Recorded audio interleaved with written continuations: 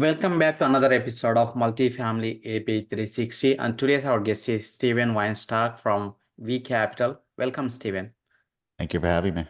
Yeah, thank you very much. A little bit about Steve. Steven Weinstock is a seasoned professional in the real estate investment sector, boasting nearly 2 decades of experience since his initial foray into the field with the purchase of a single family home in 2001. Over the years, Steven has diversified his portfolio to include a variety of property types across multiple asset classes, ranging from single family homes to apartment buildings and extending into office and retail spaces. So, with that, Steven, you want to add anything to your background? No, you summed it up pretty good. You gave my life story in about 2 sentences, but yeah, there's definitely a lot to dive into over there. Sure, absolutely. How did you get into real estate space, Steven? As a kid, I always knew people who were in real estate and whatever aspect. Sometimes they just owned, a house down the block or a few houses in the neighborhood. There were always, people who, rich guys who owned tons of real estate in Manhattan and the city. I had a corporate job. I was young. I was living at home with my parents. I was, about 22 years old, and I wanted to get into real estate. I asked a few people. They recommended Trenton, New Jersey, which is about 45 minutes from where I live. Called up a bunch of brokers, and I jumped right in. I found a single family home for about $32,000. Put about 10% down. If you remember back then, financing was pretty easy on single families or 1-to-4s. And my goal originally was to buy just one and continue my job, pay it off over 30 years, and have a nice extra retirement. After about 2 months of collecting rent, the numbers started clicking in my head, and I said, why just one? Why not two? Why not 10? So called up the broker, same one. They found me another house. This one was a little more, was $45,000, and put down 10% again. And next thing you know, I owned 2 properties, and I kept going from there. Awesome. So then you moved to commercial space like apartment investing or retail office buildings. So what makes you move towards commercial space? I always wanted to scale up. During this time, started with the single families, then moved to 2 units to 4 units, mostly because the financing was easier, or it's a different process. Back then, it was definitely a lot easier, and took a while till I made the move to 5+ units, which meant it was commercial. I had some trouble getting loans on these types of properties since commercial brokers didn't want to deal with such a small loan on some of these. A 5-unit plus is very hard to finance. It's easier to finance a 4-unit property, or easier to finance a 40-unit property. But some of these 12 units or 8 units, not easy to finance, not a lot of brokers, not a lot of banks, but finally able to crack the code, so to speak, and off to the races. Awesome. So then you started focusing on multifamily apartment investments from 2017. So what is the reason behind it? So for many years, I wanted to get into larger properties. I saw lots of money being made. I thought it would be easier, that I could focus more on the acquisitions, less on the operations, having a team in place. Obviously, it didn't turn out that way. But, I was searching different areas to invest. Even though I'm living in New York, born and raised in New York, I know New York was not a place I wanted to invest. Started looking at different markets, different areas, spoke to lots of different professionals over the years, focused, on trying to really find a good property. Came across a property in Cleveland, the suburbs of Cleveland. I was familiar with the area since I spent some time in high school over there. So as soon as I saw the address, I knew exactly where it was. Went down there, saw the property. It looked great. It was managed terribly, which I liked. And I called all the people over the years who's always asked me, how do I get into real estate, or I want to invest with you, or I want to invest. I called them up, told them I'm trying to buy a larger deal. I need some money, and let's become partners. And, we figured out a structure and raised money for my first deal, and we purchased a property. Awesome. So what are other factors you consider when selecting Cleveland market?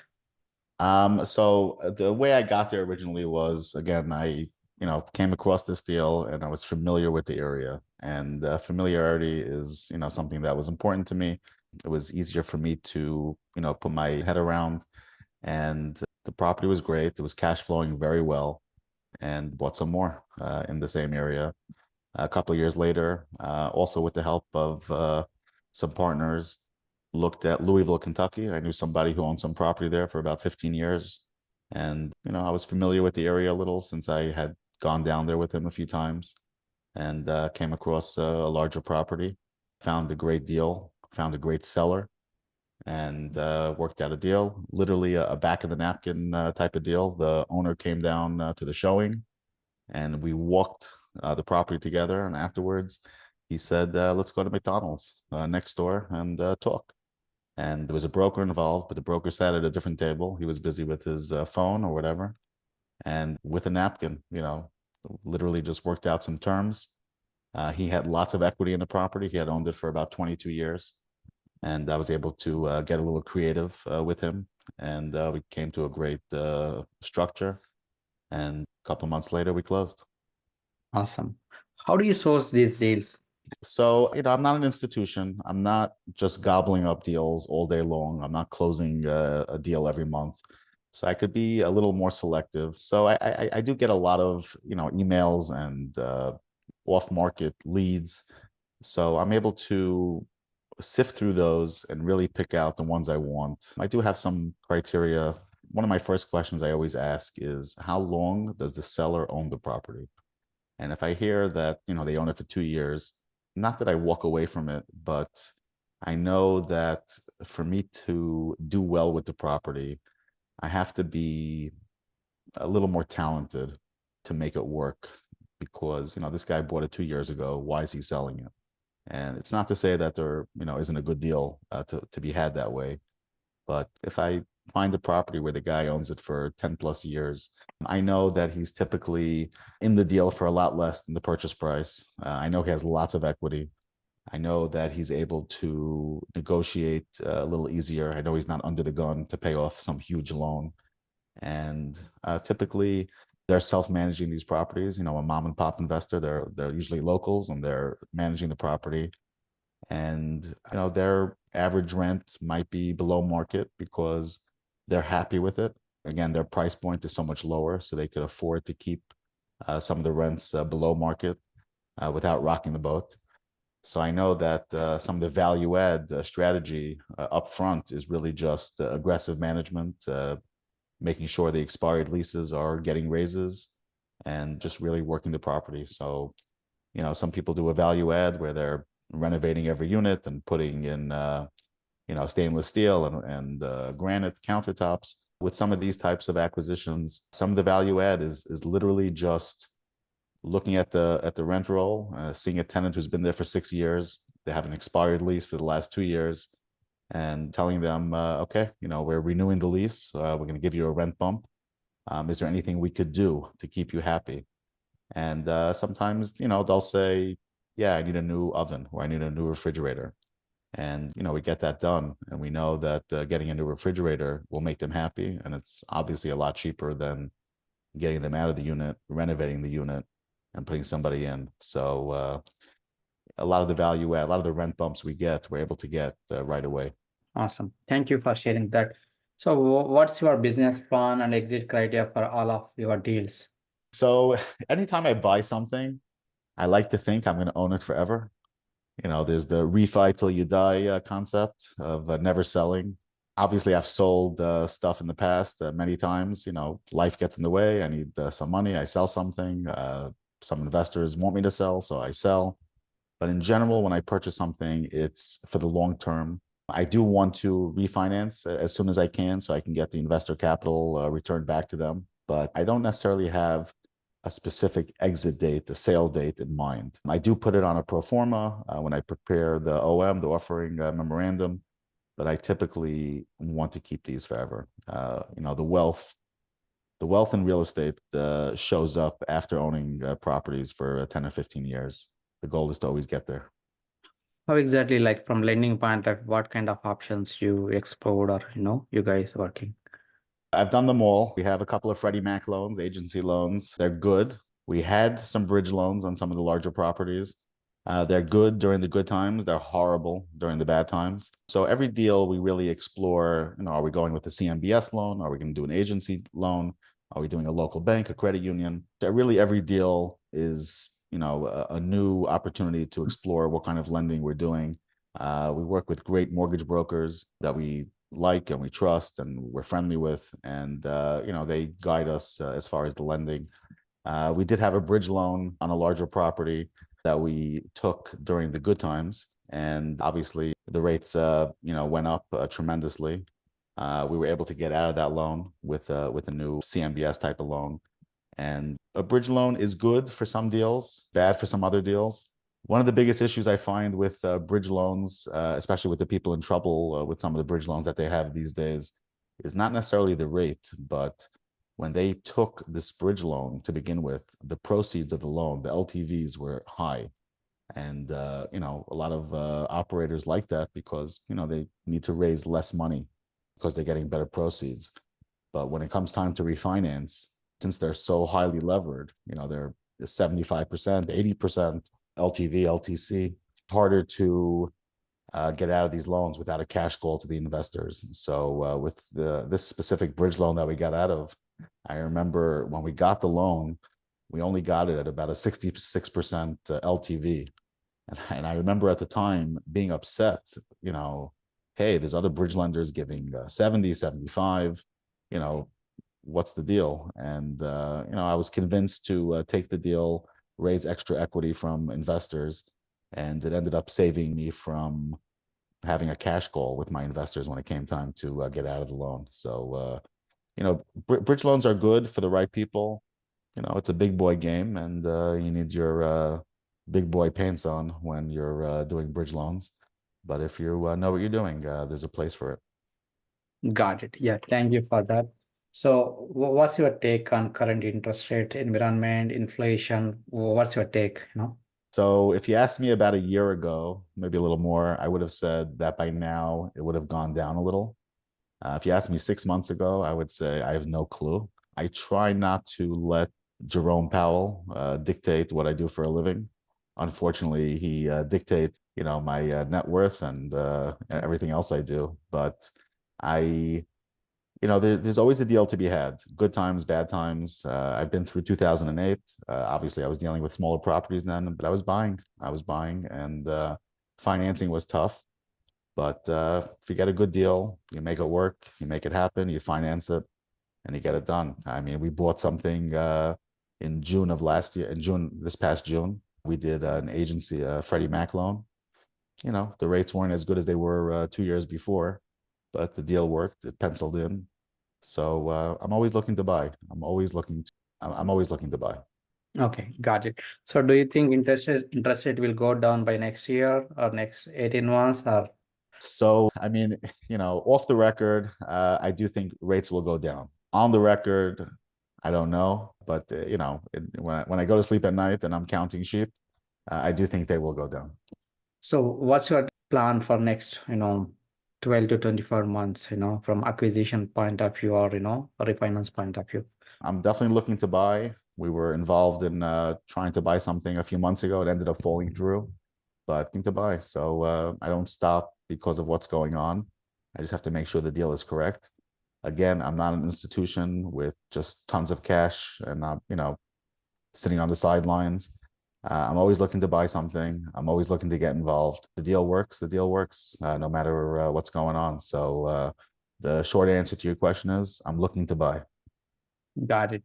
So, would you share any of your best experience so far? Best experiences so far. Good question. Making my investors happy.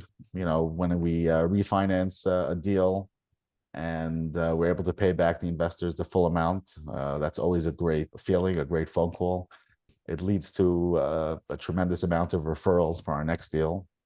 And, the investors are happy. They're telling their friends. A lot of my investors are mom and pop type of investors. They're doctors, plumbers, etc. And they make a few extra bucks and they put it into real estate.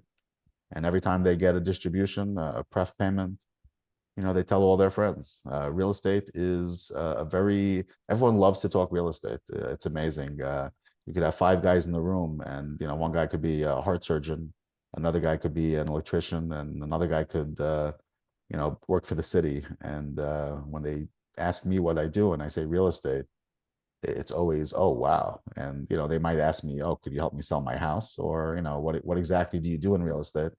But everyone loves real estate. Everybody wants to own real estate. Everybody is just enamored with real estate. Cool. So would you also share any challenging experience? Sure. So I mentioned that bridge loan. That was a big headache for us for quite some time. I don't know if I lost sleep over it, but it was definitely challenging getting out of it, and it took quite some time till we found the right lender to get us out of the bridge loan with cash neutral closing, without money out of pocket. That was definitely very challenging. Most of the challenges I have is management. We self-manage these properties ourselves. So I'm flying down to Kentucky about twice a month. Sometimes I'll spend a day. Sometimes it's about 36 hours in and out. In Ohio, I'm going about once a month. But again, in the office here, we are dealing with management. So while I may not get that 3 a.m. phone call for a busted pipe, I am hearing about it the next day, and I am dealing with vendors to fix it. On a bigger scale, a toilet that's stuffed, I don't really hear about, but I do see everything that goes on. Everything is done through our software. We see every maintenance request. We see if it's getting taken care of. We're on top of all our maintenance crew from the office here. And most of the challenges we have is just in management. A lot of the properties we own are C class, maybe B minus, being optimistic. But so these properties need repairs and maintenance on a regular basis. And the reason why we self-manage is because of all these repairs and maintenance. And we could control the costs a lot better by self-managing. Sometimes when I buy a deal, I look at their costs, their repairs and maintenance, and they're using a third-party management company. And I could boost the NOI, the net operating income, just by self-managing and not paying for service calls every somebody's faucet is leaking. So do you use any part-time leasing agent or part-time maintenance guy for your properties? We have people who work for us full-time. We have a leasing agent who works for us. We have maintenance people who work for us full-time. But yes, we definitely hire outside contractors on a regular basis. If the job is too big or just a specialty, we'll hire somebody.